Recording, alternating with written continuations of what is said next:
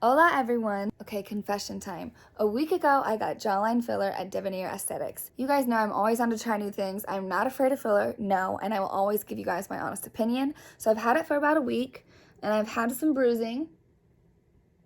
I don't know if you can really see it, but it's still a little lightly bruised. So far, I love it. I love the definition that I've got here, this little shadow that I've never really had before. I went and saw Brittany. She's a real professional. She's been doing this for about 9 years. So we did one syringe, and this is the result, and this is how it went.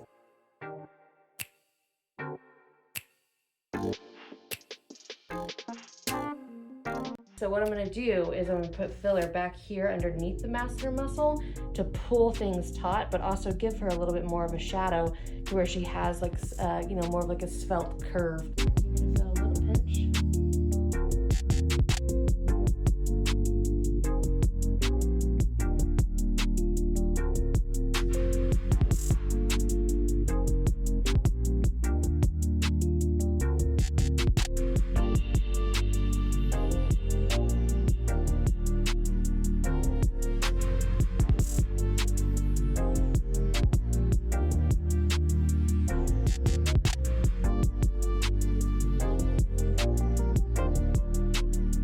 And that's just gonna give her, not necessarily like a defined chin, it's not enough product, but it's gonna match this to come out just a little bit. Whereas for like on my angle where I'm standing right now, she goes flat right where that little divot is.